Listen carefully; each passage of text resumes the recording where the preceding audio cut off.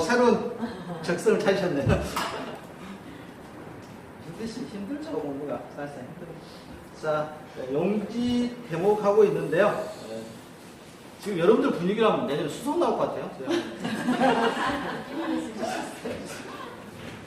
근데 분위기라는 게 순식간에 좋아졌다 또 순식간에 흐트러진다. 분위기 모으긴 힘든데 흐트러지는 건 순식간입니다. 흐트러지고. 저희가 추석보를 하는 이유는 혹시 여러분 스스로에게 다짐을 하시라는 이런 의미입니다. 저희가 그걸 가지고 뭐 하겠다는 건 아니지 않습니까? 스스로에게 다짐하는 약속이다 이렇게 생각하시는데요. 스스로에게 다짐하고 스스로에게 약속을 지키는 게 어려운 것은 여러분도 잘 아실 겁니다. 성인입니다. 그래서 내년까지 지켜내실지가 고민인데요. 서로 상대방한테 의지가 되고 또 도움이 되면서 같이 버텨냈으면 좋겠습니다. 자, 41쪽 가겠습니다. 대입까지 해봤습니다. 공장용지는 장이라 표현하는데요. 제조업을 하고 있는 공장시설을 말하고요. 학고용지는 학교를 말하고, 주차장 밑줄 치고 별표 쳐놓겠습니다. 주차장은 나중에 여러분들이 왜 제가 별표 쳤는지 나중에 아실 겁니다. 그 다음에 자동차 등의 주차에 필요한 독립적인 시설을 갖춘 부지와 주차 전용 건물 및 이에 접속된 부서를 우리가 주차장이라고요. 여러분들 읽어보니까 다 알겠죠? 그 다음에 주유소 용지가 있고요. 주유소 용지 여러분들 차 이렇게 기름 넣으실 때 쓰는 것을 주유소 용지라고. 창고 용지가 있습니다. 창고 용지에도 우리가 물건 등을 보관하거나 저장하기 위해서 설립된 용지를 창고 용지다. 도로에 또 별표 하나 쳐놓을까요? 도로. 일반 도로의 교통운수를 위하여 보행이나 차량 운행에 필요한 일정한 설비 또는 형태를 갖추어 이용되는 토지 말하는데, 도로법 등 관계 법령에 따라 도로 개설된 토지 말하고요. 고속도로 휴게소 부지, 이필지 이상에 진입하는 통로로 이용되는 토지. 다만 여기부터 밑줄 치고 별표 쳐놓습니다. 이건 공법 시간에 여러분들 시험지문 하나 보일 겁니다. 다만부터 밑줄 칩니다. 아파트, 공장 등 단일 용도 일정한 당지 안에 설치된 통로 등은 제한다. 이 아파트 단지 있죠? 아파트 1동 있고 2동이 있습니다. 여기에 다니는 이건 뭘로 할 거냐 이겁니다. 이건 도로가 아닙니다. 도로가 아니라고 되어 있고요. 철도용지가 있고, 제방 밑줄 하나 쳐볼까요? 제방의 밑줄. 제방은 조수, 자연유수, 모래바람 등을 막기 위해 설치된 방조제, 방수제, 방파제 등을 말하고요. 하천이고요. 국어 밑줄 칠까요? 국어는 이미 출제가 됐습니다. 국어에서 중요한 것은 여러분들 하천은 좀 넓은 개념이고요. 시내를 흐르는 도로가 좀 하천보다 좁고요. 여기에다가 이렇게 쌓는 구조물, 인공적인 구조물 쌓아서 흘러가도록 해놨죠. 이걸 국어라고 합니다. 표현이 이상한가요? 이게 벽돌을 쌓는 거, 시멘트를 이렇게 발라놓은 거 있지 않습니까? 유리적으로 흘러가도록 해놓은 거, 이걸 국어라고 하고요. 하천 그냥 여기다 하는 하천 생각하시면 되겠습니다. 그래서 국어가 한번 출제가 됐고요. 국어. 용수 또는 배수를 위한 일정한 형태를 갖춘 인공적 동그라미입니다. 인공적. 그래서 국어는 인공적이라는 표현이 꼭 나와야 됩니다. 인공적인 수로, 둥 및 그 부속물 시설인데 부지와 자연 유수가 있거나 있을 것으로 예상되는 소규모 수로 부지를 국어라고 하고요. 유지 밑줄 치시고, 유지. 댐 생각하시면 되겠습니다. 댐, 저수지. 물이 고이거나 상시적으로 물을 저장하고는 유지. 유지는 별표 하나 더 쳐놓을까요? 제방도 출제가 됐고 국어도 출제가 됐어요. 그럼 유지는 아직 출제가 되지 않았으니까요. 물을 저장하고 있는 것을 유지라고 합니다. 유지. 양의장이 있고요. 그다음 수도용지, 공원, 체육용지, 유원지, 그다음에 종교용지, 사적지, 묘지, 잡종지가 있고요. 여기서 이제 여러분들 헷갈린 게 나중에 잡종지하고 앞에서 우리가 봤던 임야라고 했었죠? 임야. 이 두 개 좀 헷갈립니다. 그래서 5번에 임야하고 28번에 잡종지가 있는데요. 이 잡종지 두 개를 구분하는 문제가 모의고사에 지겹게 나옵니다. 실제 시험에서 나올지 모르겠는데요.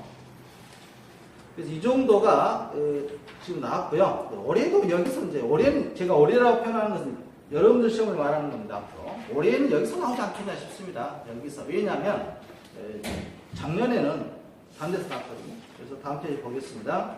용도 지역에 따른 토지의 분류가 있는데, 이제 우리가 통상적으로 국계법이라고 합니다. 국토의 계획 및 이용에 관한 법률을 우리가 짧게 국계법이라고 하는데요. 국토의 계획 및 이용에 관한 법률을 한번 읽어볼까요? 따라서 시작.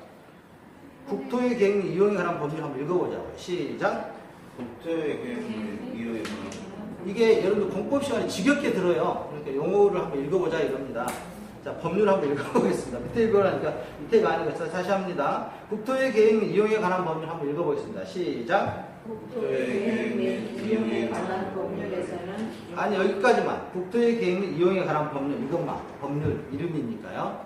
자, 법률 이름 한번 읽어보겠습니다. 시작. 이걸 우리가 뭐라고 한다고요? 통상적으로 국계법이라고 합니다. 혹시 제가 국계법 하면은 될 수 있으면 처음에는 여러분들한테 시험 용어 그대로 말씀해 드립니다. 용어 정리 압축해서 말하면 참 이해를 못 하시니까요. 될 수 있으면 제가 국토의 계획 및 이용에 관한 법률이라고 할 텐데 무의식적으로 국계법이라 나오면은 국토의 계획 및 이용에 관한 법률이다 생각하시면 되겠습니다. 이것은 공법 시간에 하실 겁니다. 그래서 우리나라에 보면 현행 국토의 계획 및 이용에 관한 법률에서는 용도 지역을 동그라미 치시고요. 용도 지역. 아무튼 지역이 할 겁니다. 용도 지역을 4개로 나누고 있습니다. 자, 용도 지역을 지금 제가 이걸 왜 하는지 모르겠어요. 저도 4개로 나누고 있습니다. 도, 반, 농, 자 이렇게 4개로 나눕니다. 도, 간, 농, 자. 용도 지역을 몇 개로 구분하고 있다고요? 4개. 용도 지역에 동그라미 치시고 도시지역, 관리지역, 농림지역, 자연환경 보존지역으로 4개로 나누고 있다. 올해 시험 문제에서는 저희는 자연환경 보존지역을 냈더라고요. 저희 시험에서. 자, 도시지역, 관리지역, 농림지역, 자연환경 보존지역을 몇 개로 나누고 있다고요? 4개. 도, 간, 농자. 다시 한번 정리합시다. 이거 제가 정리할 건 아니지만 용도 지역을 뭘로 나누고 있다고요? 도시지역, 관리지역, 농림지역, 자연환경 보존지역. 그래서 어디에 해당되는지에 따라서 여러분들 부동산 가격이 달라지겠죠? 다시 한번 용도 지역을 몇 개로 나눈다? 4개. 도간농자 3번 있습니다. 시작. 도간농자. 지금 외우지 않으셔도 돼요. 이건 공법 시간에 하실 거고요. 용도 지역이 이름이 있다 정도만 아시고 넘어가시면 되겠습니다. 그래서 용도 지역이 의의가 있고요. 용도 지역이라는 토지 이용 및 건축물 용도, 건폐율, 용적률, 높이 등을 제한함으로써 토지를 경제적 효율적으로 이용하고 공공공유의 증진을 도모하기 위하여 서로 중복되지 아니하게 밑줄 별표 3개. 중복되지 아니하게. 용도 지역은 중복된다, 되지 않는다. 꼭 기억하시기 바랍니다. 이 질문은 여러분 모의고사에 지겹게 나올 거예요. 용도 지역에는 중첩이 된다, 안 된다? 안 된다. 용도 지역은 중복이 되지 않는다는 거. 용도 지역은. 다른 거 몰라도 이건 우리 질문점에도 나올 테니까 체크하시기 바랍니다. 용도 지역은 서로 중복해서 지정할 수 있다, 없다. 용도 지역은. 어떤 부동산이 있는데, 땅이 있는데, 토지가 있는데, 도시지역도 되고, 관리지역도 되고, 자연환경보존도 된다. 이건 아니다. 이겁니다. 하나만 하라고. 용도 지역은 중복되지 않는다. 왜 강조하는지는 다음에 아실 겁니다. 용도 지역은 중복되지 않는다. 용도 지역은 중복되지 않는다는 질문이 우리가 78번 키워드에서 이미 출제했습니다. 출제가 기출문제입니다. 저희 기출문제인데요. 예전에 출제됐고요. 이번에는 이 질문 하나만 써준 것 같더라고요. 78번 키워드에 용도 지역과 용도 지구는 중첩이 가능하다고 되어 있죠? 나중에 뭐가 나오냐면 용도 지구라는 게 나와요. 그래서 용도 지구하고 용도 지역은 서로 중첩이 가능한데 용도 지역끼리는 안 되는 겁니다. 복잡하죠? 자, 용도 지역에 구분이 있고요. 그래서 국토는 토지 이용 시스템 특성, 장래 토지 이용 방향, 지역 간 균형 발전 등을 고려하여 다음과 같은 용도 지역으로 구분한다. 이렇게 있죠? 도간농자. 올해 시험에서는 그 4번이 나왔죠? 자연환경 보존지역이 어떤 의미인지. 자연환경 수자원, 해안, 생태계, 상수원 및 문화재 보존과 문화재 보존과 수산자원의 보호 육성을 위하여 필요한 지역을 자연환경 보존지역이라 하는데 여러분 헷갈리는 게 뭐냐면 자연환경 보존지역을 자연보존지역이라고 해요. 환경을 빼버린다고. 자연보호지역 우리가 많이 들어봤잖아요. 자연보호지역 이렇게 들어봤기 때문에 환경이 빼면 헷갈립니다. 아무튼 이 문제는 나중에 하겠습니다. 여름 우리하고 상관없으니까 넘어가도록 하겠습니다. 용도 지역의 지정이 있습니다. 국장, 국토교통부 장관, 시도지사 또는 대도시장은 다음에 어느 하나에 해당하는 용도 지역의 지정 또는 변경, 도시군 관리를 계획으로 지정한다 되고요. 도시지역은 주거지역, 주상공록이라고 합니다. 이 도시지역은 또 나눕니다. 도시지역을 주상공록으로 나눠요. 주상공록으로 나눕니다. 도시지역도 도시지역 안에서도 주거지역, 상업지역, 공업지역, 녹지지역으로 나눈다. 복잡한데 그 다음에 관리지역이 있고요. 또 관리지역을 보호생계로 나눠요. 보호생계. 보존관리지역, 생산관리지역, 계획관리지역으로 나눕니다. 보호생계. 관리지역을 또 3개로 나눕니다. 보호생계. 머리가 아프시려고 하죠? 미안합니다. 이건 공법 시간에 어차피 외우셔야 돼요. 그래서 지금 우리가 지금 하고 있는 그 옆에 보시겠습니다. 그 다음에 관리지역, 농림지역, 자연환경지역인데요. 45쪽에 용도지역의 세분이라고 있습니까? 찾으셨습니까? 네. 이거 별표 한번 많이 해놓으시고요. 공법 시간 이걸 극복을 못하면 공법 점수가 나오지 않습니다. 다 외우셔야 됩니다. 방법이 없습니다. 자, 도시지역은 우리 참고로 한번 읽고 가겠습니다. 저한테 머리 아프다고 하지 마시고요. 이거 저한테 여쭤보시면 안 됩니다. 이거 공법시 선생님이 여러분을 기다리고 있으니까요. 1월달에 이때 공법 시간에 하시겠습니다. 혹시 시간 나시니까 한번 해보시고요. 자, 도시 보겠습니다. 도시지역을 우리가 주거지역, 주상공로로 나온다겠죠? 주거지역을 또 전용 주거지역과 일반 주거지역으로 나눕니다. 또 여기에서 전용 주거지역에서 1종 전용 주거지역과 2종 전용 주거지역으로 또 나누고요. 일반 주거지역도 1종 주거지역, 2종 일반 주거지역, 3종 일반 주거지역으로 나누는데 이거 다들 차이점이 있습니다. 그 다음에 주거지역을 도시지역의 주거지역은 준주거지역과 상업지역에서 중심상업지역, 일반상업지역, 근린상업지역, 유통상업지역 이렇게 나누고요. 공업지역도 전용공업지역, 일반공업지역, 중공업지역으로 나누고요. 녹지지역을 보존녹지지역, 생산녹지지역, 자연녹지지역으로 또 나눕니다. 그다음 관리지역을 보호생계라겠죠? 보존관리지역, 생산관리계역, 그 다음에 계획관리지역으로 또 나눕니다. 이게 구체적인 특징에 대해서 여러분들 아셔야 될 겁니다. 자, 이 문제가 저희 쪽에서도 한 문제 가끔씩 보이니까요. 공법 시간에 지겹게 하시다가 내년 9월 달에 다시 뵙도록 하겠습니다. 자, 46페이지 가봅니다. 자, 46페이지에서 여러분 시험에서 대지, 택지, 부지가 시험 문제 꼭 나오고 있는데 이 대지, 택지 이런 개념들 일본 용어하고 미국식 용어 혼용되기 때문에 실제로 잘 안 하더라고요. 최근에는. 자, 택지. 공간 정보의 구축 및 관리 등에 관한 법률 밑줄 치고요. 자, 밑줄 치고 방금 제가 했던 공간 정보의 구축 및 관리 등에 관한 법률 밑줄 쳐봅니다. 46페이지 맨 위에. 46페이지 맨 위에. 그렇죠? 대지에 공간 정보의 구축 및 관리 등에 관한 법률 이렇게 밑줄 치고 자, 방금 했던 법률이 뭐냐면 여러분들이 공시법 시간에 매일매일 만나게 되는 법률 용어입니다.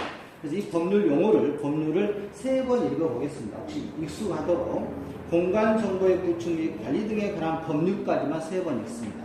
시작. 공간 정보의 구축 및 관리 등에 관한 법률.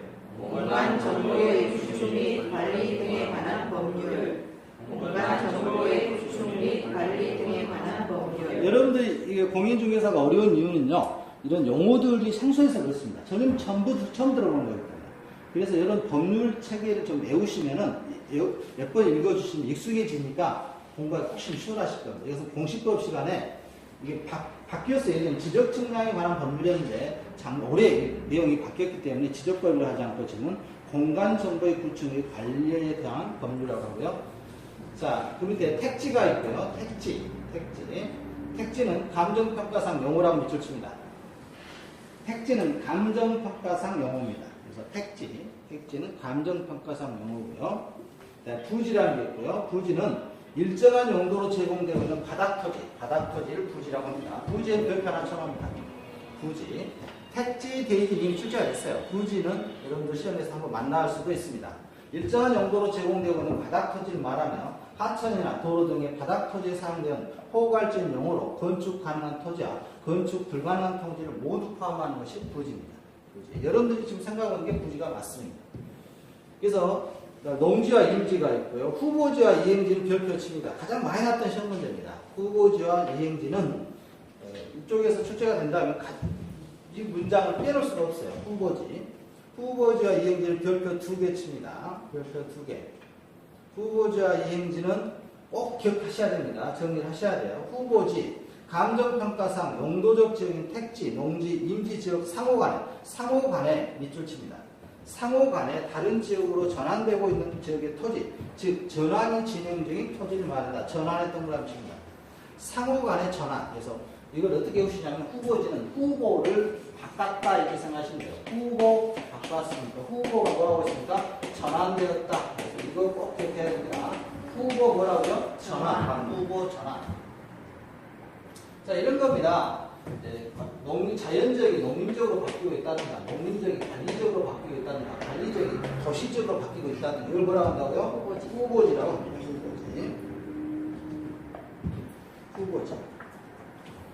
후보지 꼭 기억하시고요. 그다음 이행지라는 게 있습니다. 이행지는 좀 더 소규모 개념이에요. 여기서 도시적 안에서 녹지적이 공업적으로 바뀐다든가, 공업적이 상업적으로 바뀐다든가, 상업적이 주거적으로 바뀐다든가, 이것은 뭐라고 한다고요? 이행지라고 한다고요. 이행지. 그래서 이행지와 후보지 꼭 헷갈리니까요. 후보지와 이행지는 구분해 주셔야 됩니다.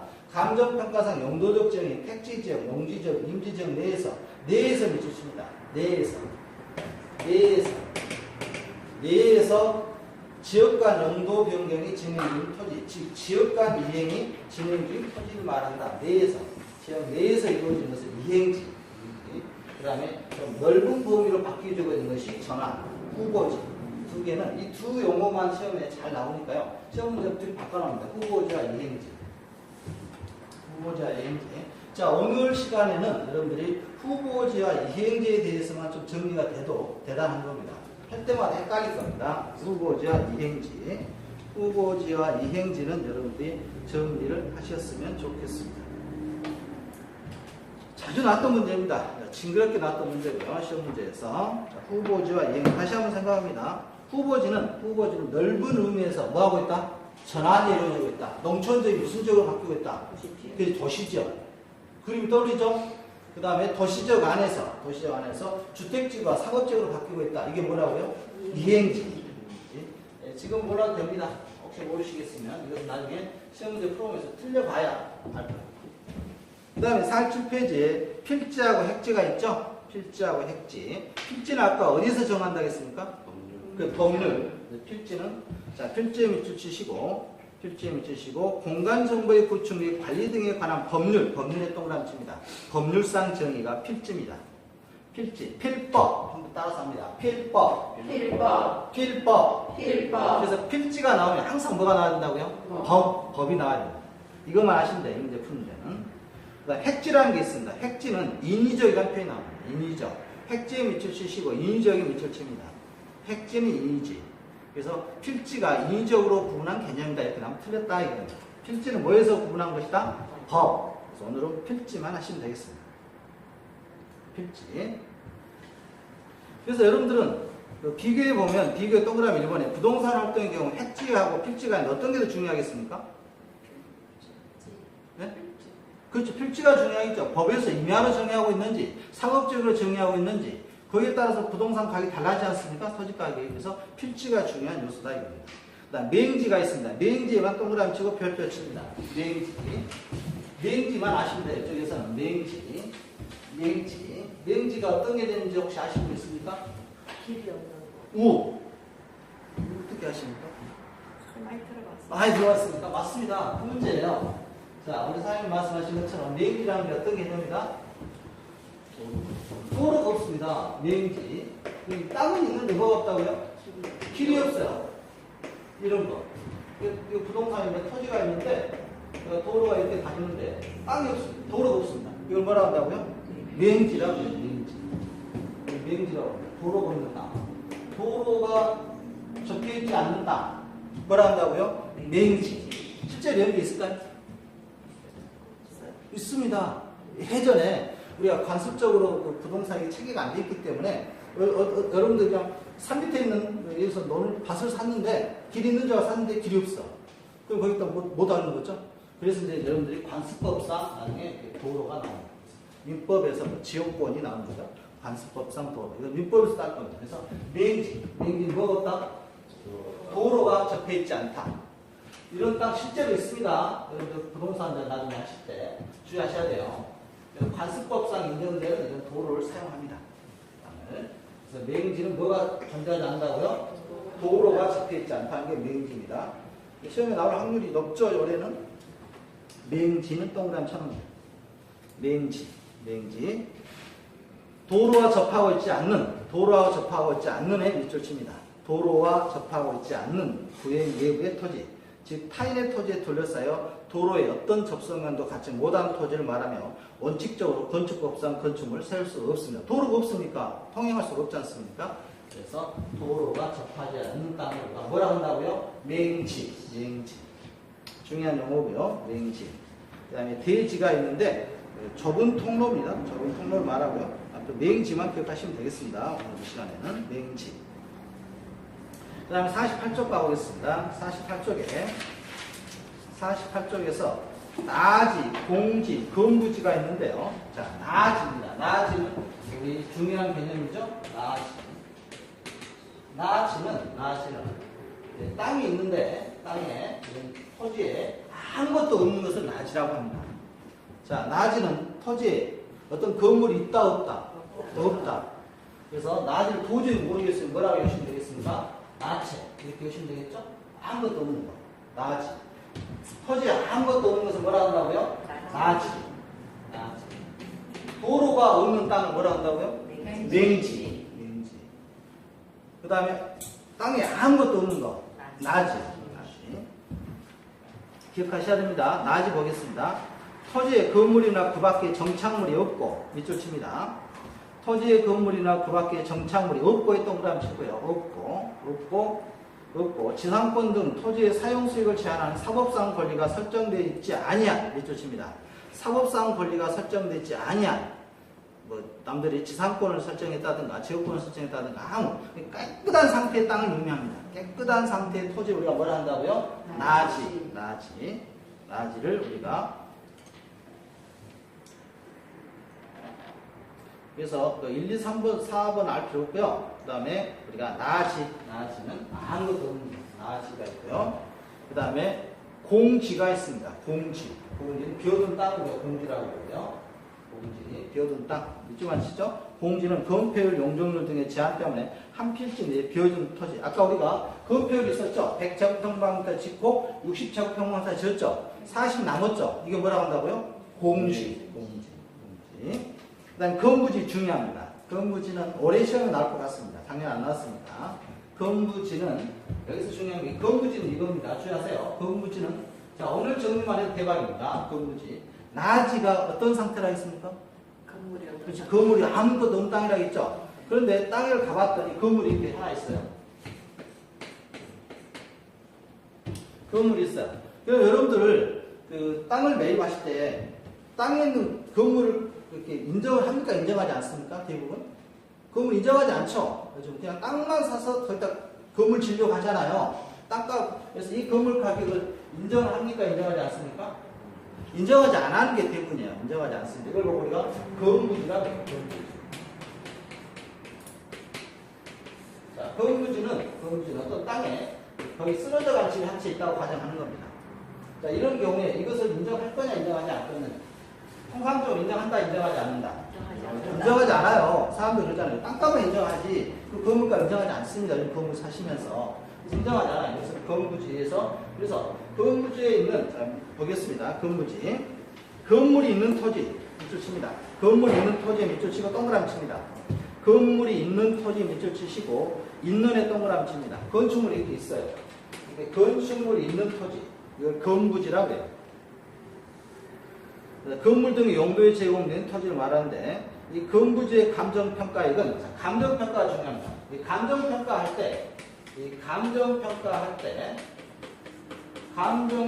때 건부지에 있는 건물을 인정한다, 인정하지 않는다? 인정하지 않는다 이겁니다. 이게 일반적이에요. 원칙은 인정한다, 인정하지 않는다? 인정하지 않는다. 인정하지 않는다. 인정하지 않는다. 인정하지 않는다. 인정하지 않는다. 인정하지 않는다. 인정하지 않는다. 인정하지 않는다. 인정하지 않는다. 인정하지 않는다. 인정하지 않는다. 인정하지 않는다. 인정하지 않는다. 인정하지 않는다.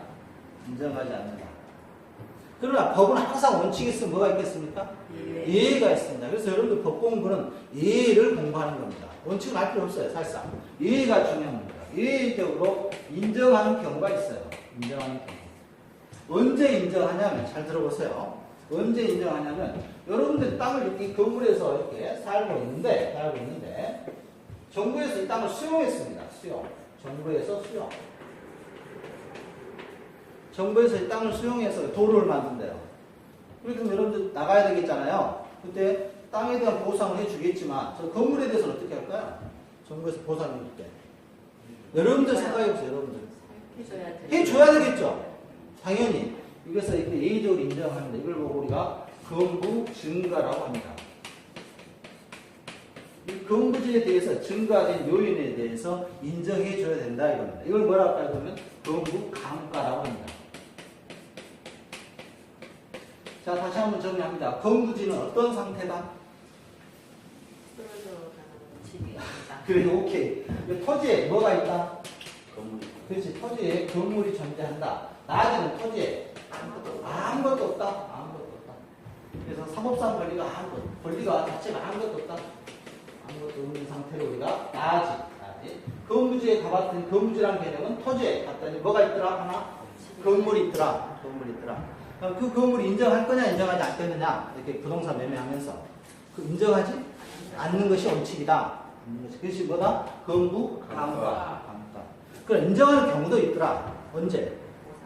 그렇죠. 보상. 정부에 수용당했다든가. 이런 경우에는 인정, 건부, 건부 증가라고. 올해도 한 문제, 감정평가라서 쉽지 않을 걸 예상을 합니다. 당연히 쉽지 않았으니까요. 자, 건부지와 관련돼서 어쨌든 아셔야 되니까 중요한 개념이니까. 건부지는 낮이와 관련돼서 여러분들 정리하시기 바랍니다.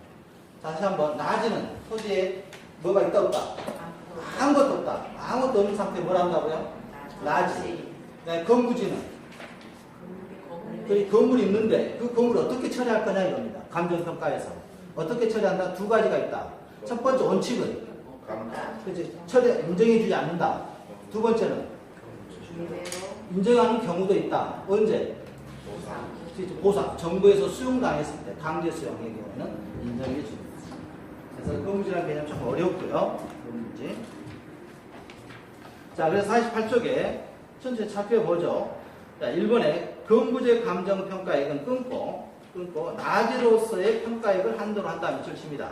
그래서 건부지의 감정평가액은 낮이로서 한다. 그래서 인정해 주지 않는다 이겁니다. 건물의 용도가 낮에 비하여 제한되고 유용성이 낮아서 건부 감가를 향하는 것이 일반적인 것이다. 그래서 건부 감가가 일반적이다. 인정해주지 않는다. 두 번째, 건부 감가가 일반적인 하나 경우에 따라서 여러분들이 이제 드디어 나왔네요. 처음으로 여러분들 징그럽게 만날 겁니다. 경우. 우리 부동산학 개론에서는 이 경우란 표현이 안 나오는데 민법에서는 경우를 빼놓고는 문제가 성립되지 않습니다. 그래서 이 경우라는 표현이 나왔을 때 어떻게 처리할 거냐 나중에 제가 문제 풀 때 제 과목에서 제가 해드리겠습니다. 도저히 난 모르겠다. 찍기라도 갖춰 있어요. 그럼 제가 해드립니다. 경우 뒤에를 어떻게 처리할 것이냐. 경우 원칙은 뭔지 아십니까? 사람이 그죠? 어떤 사람 하나 사람이 경우 있네. 그럼 들어오셨습니까? 예의 바른데 이렇게 뭐라고 합니까? 경우 있다 그러죠. 그래서 어떤 경우는 경우가 엄청 나옵니다. 실제로 이걸 알고 문장을 바라보면 재밌어요. 문맥이. 어차피 여러분들은 부정어를 넣어서 옳은 것과 틀린 것을 만들어야 되니까. 그래서 경우 있다와는 거의 맞습니다. 경우 있다는 맞아요. 경우 있다라는 표현이 나오면 뭐뭐한 경우에는 뒤에 또 설명하고 있다 이렇게 하면 그건 맞는 표현입니다. 거의. 그런데 경우 없다고 하면 그건 틀려요. 거의 틀리게 나옵니다. 지금. 아니 어떻게 세상 사이가 경우가 없을 수가 있겠습니까? 그래서 이건 이렇게 하는데 민법은 더 복잡해집니다. 여기에다가 또 부정어도 넣고 여기다 부정어도 넣고 막 이런 식으로. 그래서 일단 기본적인 틀은 민법을 제가 다른 법 과목에서는 경우 있다. 경우가 딱 보이면 그 밑줄 치고 뒤에가 있다 없다를 구분해도 거의 맞습니다. 그러니까 다시 한번 경우는 뒤에가 뭐가 나와야 된다? 있다. 이거 맞는 표현이다 틀린 표현이다? 맞는 표현이다. 경우 없다. 틀려요. 경우 없네 그럼 나쁘다고 생각하는 거지 않습니까? 그래서 이 표현 하나 정리하면 문제 푸실 때 많이 도움이 될 겁니다. 그래서 이제 처음 경우가 나왔기 제가 살펴보고 있습니다. 그 다음에 우리 부동산학 개론에서 반드시 한 문제 보이는데요. 이 부동산학개론은 인문학입니다. 인문학이기 때문에 사실상 정답이 없습니다. 이게 정답이다 하고 만들어보고 그렇게 가니까 정답인 거지, 인문학 자체가 정답은 없습니다. 그렇지 않습니까? 세상 사람 방법 여러 가지인데 정답이 없어요. 그래서 부동산학 개론에서 이런 표현 나오면 무조건 틀려 있습니다. 동일하다, 유사하다, 뭐 이런 표현, 뭐 같다란 표현, 이런 표현 나오죠? 이런 표현 무조건 틀려 있습니다. 이거 맞을 수가 없어요. 부동산학 개론에서. 올해도 그런 질문 꼭 나옵니다. 혹시 질문 읽다가 도저히 모르겠는데 동일하다 이렇게 나오면 틀려 있어요. 분명히 한두 문제 나옵니다. 이 문제만 아셔도 여러분들 문제 푸실 때 도움이 될 거예요. 그래서 부동산학 경우는 동일한 거나 유사한 거나 같은 경우가 없습니다. 다 달라요. 다 다릅니다. 그래서 우리가 인물일과의 법칙 적용하지 않는다겠죠? 다르지 않습니까? 다 달라요. 그래서 동일하다, 유사하다, 같다 이런 표현 나오면 우리 부동산학 개론에서 무조건 틀렸다고 보시면 되겠습니다. 올해도 문제 나왔던데요. 어떻게 보니까 유사하다, 동일하다 무조건 틀립니다. 예. 실제로 이런 지문을 알고 있으면 문제 풀 때 나쁘지 않죠? 나쁘지 않은데 시험의 특징이 그렇습니다. 특징이 지금 이제 문제 풀이가 아니니까 이런 대로 안 하는데요. 나중에 문제 풀이 하실 때 하시면 되겠습니다. 그래서 여러분들 526쪽에 가시면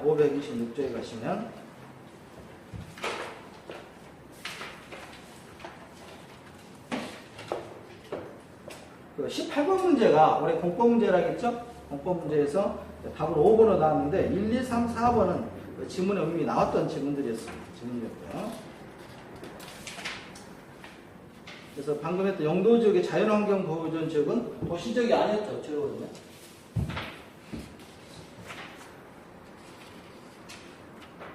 자, 다시 앞으로 가겠습니다. 그래서 이쪽 문제는 제가 어떻게 하나 찍기가 좀 애매하긴 한데, 자, 건부지는 어찌됐든 간에 중요하니까요. 건부지란 개념. 다시 한번 정리하겠습니다. 건부지에서 건부지를 평가하는 방법은 두 가지가 있다 이겁니다. 하나는 원칙은 뭐고? 인정? 안 하는 거. 또 하나는 인정하는 거. 인정하는 것을 감정평가 용어에서 뭐라 한다요? 건부 증가. 건부지란 개념 중요하니까 정리했습니다. 다시 49쪽 가겠습니다. 법지와 빈지가 있는데, 자, 법지에서 법이 있죠. 법이 있으니까 법에다 밑줄 치시고요. 소유권 인정된다 밑줄 칩니다. 소유권 인정. 소유권이 있어요. 여러분한테 소유권이 있는데 그걸 활용할 수가 없는 겁니다. 이래서 이런 도로가 있는데 여기 도로에 경사가 있어요. 이런 경사에 여러분 땅입니다. 땅인데 여러분의 소유권이 여러분한테 있는데 이걸 이용할 수가 없는 거. 이걸 우리가 법지라고 합니다. 법지는 뭐가 존재한다고요? 소유권. 그래서 법에서 인정을 해줘요. 인정을 하는데 활용 가치가 없는 땅을 우리가 법지라고 합니다. 소유권이 인정되지만 활용실익이 적은 토지로 유효 지표면의 경계와 인접지역 또는 도리지와의 경사원의 토지로 법지라고 합니다. 법지. 그다음 이 빈지는 반대 개념이에요. 빈지는 활용실익은 있는데 법에서 인정하지 않는, 활용시행은 있지만 소유권 인정하지 않는 토지를 우리가 또 빈지라고 합니다. 그리고 법지만 기억하겠습니다. 법지는 뭐가 있다? 소유권. 소유권 있는데 뭐가 없다? 활용시행이 없다.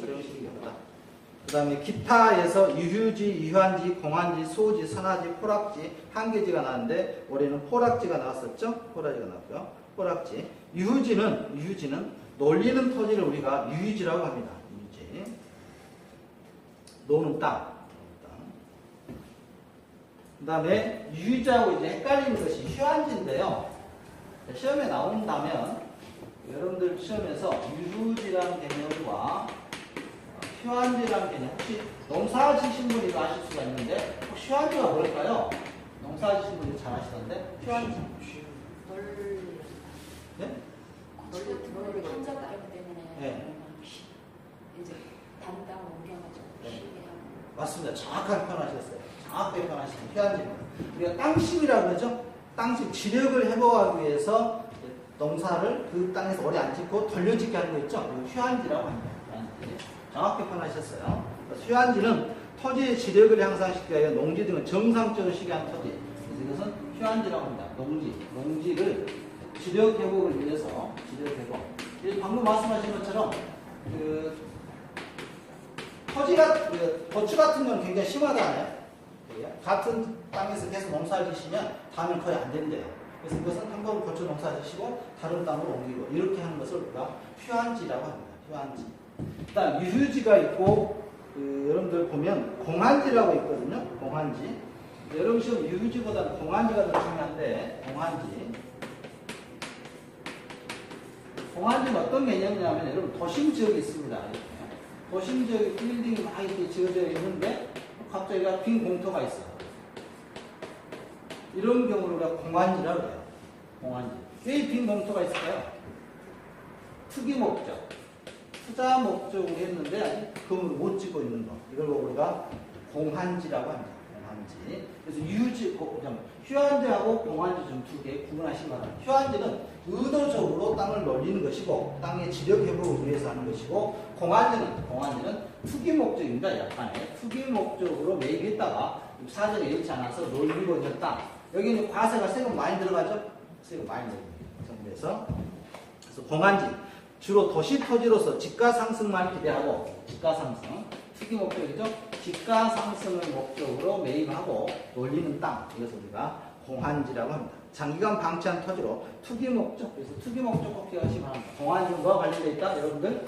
투기 목적. 다시 한번. 공한지는 뭐와 관련되어 있다? 투기 목적. 휴한지는 뭐와 관련되어 있다? 지력 회복. 당신 지력 회복이라고 합니다. 지력 회복이라고. 유지는 그냥 놀리는 땅을 말하고요. 자, 이것이 나왔고요. 소지가 있고요. 그 다음에 선화지가 있는데 선화지는 경주 이렇게 원자력 할 때 여러분 기억하셨습니까? 전선주가 흐르는 땅 있죠. 그 밑에 있는 땅을 선화지라고 합니다. 선화지. 고압선 아래 밑을 칩니다. 고압선 아래를 선화지라고요. 포락지는 하천이 무너져서 여러분 노인이 하천이 되어버립니다. 이걸 포락지라고 하고 올해 이게 나왔었죠. 그 다음에 한겨지는 뒤에서 하겠습니다. 자, 기타가 올해 한 문제 나왔고요. 올해 기타가 나왔으니까 또 안 나옵니다. 기타가 안 나왔으니까 올해는 건부지 아까 했던 앞에서 이행지, 후배지, 후보지 이 정도에서 이행지 올해 나와서 딱 뽑혔는데 한 문제는 반드시 나옵니다. 지금 했던 거. 자, 그 다음에 50페이지부터 이쪽은 작업하지 않겠습니다. 네, 작년에 이쪽이 나왔는데 이것은 여러분들 공법 시간에 한 다음에 하도록 하겠습니다. 올해 작년에 나왔기 때문에 안 나올 겁니다. 네, 작년에 뭐가 나왔냐면 여러분들 단독주택 볼까요? 단독주택 밑줄만 치겠습니다. 50페이지에 단독주택의 밑줄 치시고 단독주택이라는 것은 단독주택, 다중주택, 그 다음에 다가구주택, 그다음에 공간을 우리가 단독주택이라고 합니다. 공동주택 그 옆에 51페이지에 밑줄만 칩니다. 아파트인데요. 몇 층이냐면 아파트는 몇 층을 아파트라고 합니까 여러분들? 통상? 그렇죠. 5층 이상입니다. 5층 이상이면 아파트라고 하는데 5층 이상이면 엘리베이터가 설치되어야 된다는 것을 공법 시간에 아마 배우실 거고요.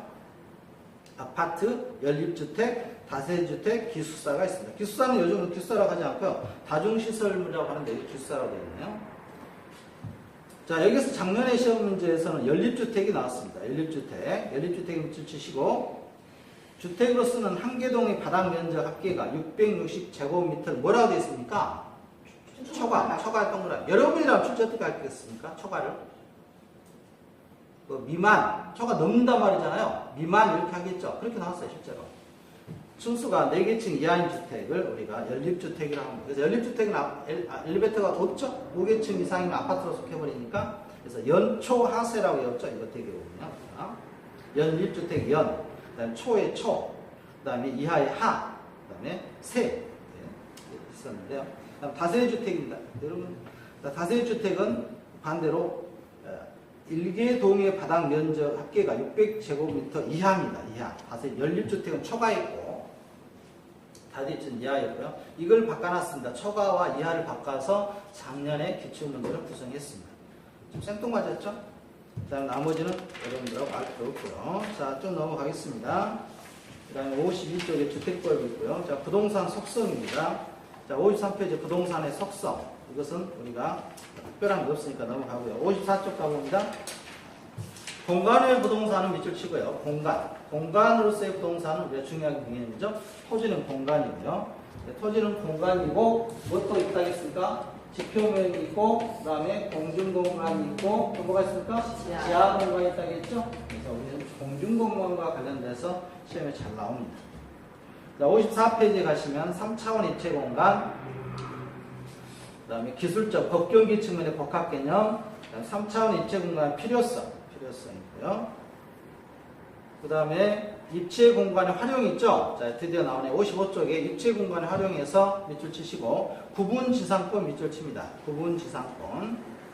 구분지상권이라는 개념이 있고요. 이건 여러분들 민법 시간에 하실 거고요. 그 다음 지하 공간이라는 개념이 있고, 개발권 양도 제도 밑줄 별표 칩니다. 밑줄 별표 한 2개 정도 칠까요? 개발권 양도 제도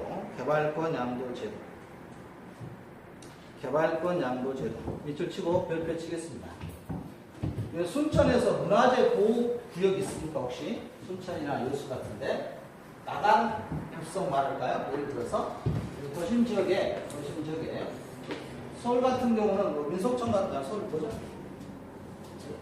민속촌 말고 예? 그 서울에 그 뭐죠? 한옥마을 있죠?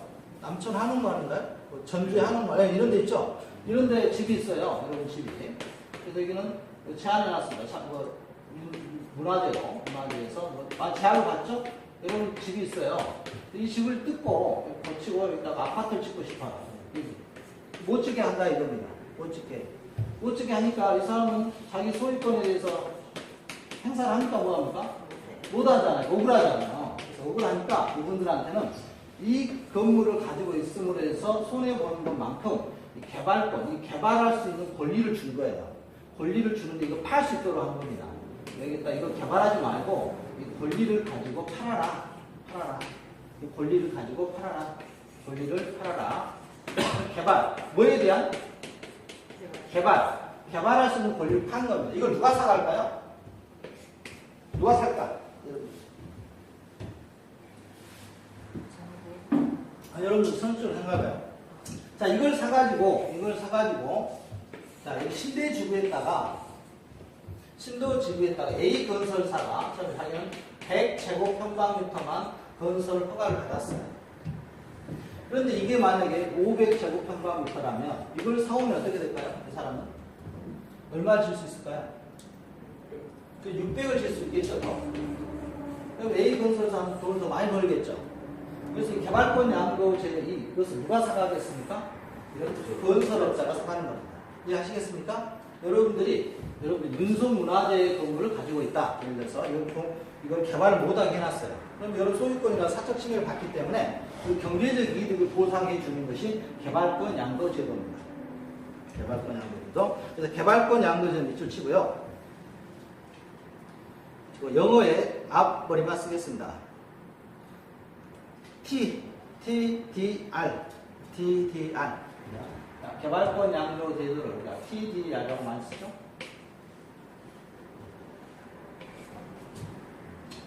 영어까지 알 수 없는데요. 자, 개발권 양도 이전제 밑줄 치고요. 자, 여기다가 개발권 양도 제도는 상부 미이용 공간에 직접 시설을 건축하여 이용하기 부적당한 경우 상부 미이용 공간에 상한 용적률의 개발권에 동그라미 별표 칩니다. 개발권 등을 인근 토지로 양도해서 이용하도록 하는 방법을 말한다. 이는 공중공간을 활용하는 방안의 하나이다. 공중공간 동그라미 치고 별표 칩니다. 그래서 개발권 양도 제도는 딱 두 가지 기억하시면 돼요. 자, 개발권 양도 제도는 중요한 개념입니다. 개발권 양도 제도는 첫 번째 중요한 것은 공중공간을 활용하는 것이다. 지하공간을 활용하는 것이다. 공중공간에 대해서 활용 방안으로서 소유권을 양도하는 것이다. 개발권을 양도하는 것이다. 여러분 너무 당연하게 생각하시죠. 지금 보니까 시험지에서 이 자리에 뭐라 나온다고요? 소유권이라고 합니다. 틀립니다. 소유권 이전한 게 아니라 뭘 이전했다고요? 개발권을 사고 파는 겁니다. 개발권. 그래서 두 가지만 기억하시면 되겠습니다. 동그라미 1번에 보면 보전지역 토지 소유자의 개발 제한으로 발생하는 손실을 개발 가능 지역의 토지를 개발할 수 있는 개발권이라는 동그라미 치고 별표 칩니다. 개발권. 이 자리에 뭐라고 들어간다고요? 소유권이라 들어간다. 그래서 그 밑에다가 소유권이라 쓰고 X표 칩니다. 이 지문 그대로 들어가요. 시험 지문에가. 그런데 개발권 자리에 소유권이라고 들어갑니다. 개발권이란 권리를 부여하면서 손실을 보전하기 위한 제도로 개발 가능 지역 토지의 개발권을 인정하는 것이지 소유권을 부여하는 것은 아니다. 이렇게 되어 있죠? 다시 한번 정리합니다. 개발권 양도 제도는 소유권을 부여하는 것이다. 개발권을 부여하는 것이다. 개발권 정리하시고요.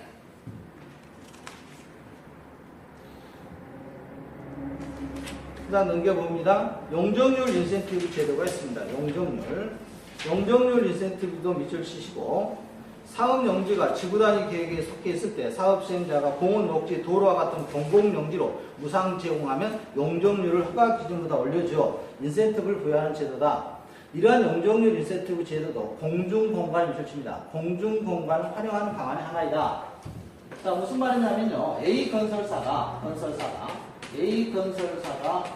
건물을 짓는데 여기 건물을 짓기로 했습니다. 건물을 10개층을 짓기로 했는데 이 A건설사가 처음에는 공원 용지로 100제곱평방미터만 제공했어요. 그런데 공원 용지로 300제곱평방미터를 제공했습니다.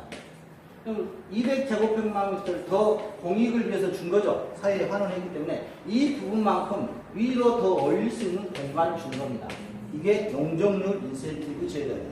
이해가 가시죠? 사회에 좋은 일이 있으니까 국가에서 그만큼 보장을 해준 겁니다. 그런데 옆으로는 보장 안 해주고 어디로 보장을 줬다? 위로, 공중으로. 이게 용적률 인센티브 제도입니다. 용적률 인센티브 제도.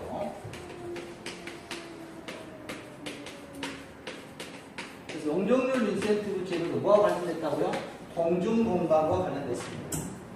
한 번 더 숫자 다 태워가면은 자, 용적률 인센티브 제도 다시 한번 정리합니다. 여러분들은 뭐만 정리하시면 되냐면 용적률 인센티브 제도가 어디와 관련되어 있다? 공중공간과 관련되어 있다. 그다음 개발권 양도 제도도 어디와 관련되어 있다? 공중공간과 관련되어 있다. 그 다음에 용적률 거래 제도가 있습니다. 용적률 거래 제도 우리가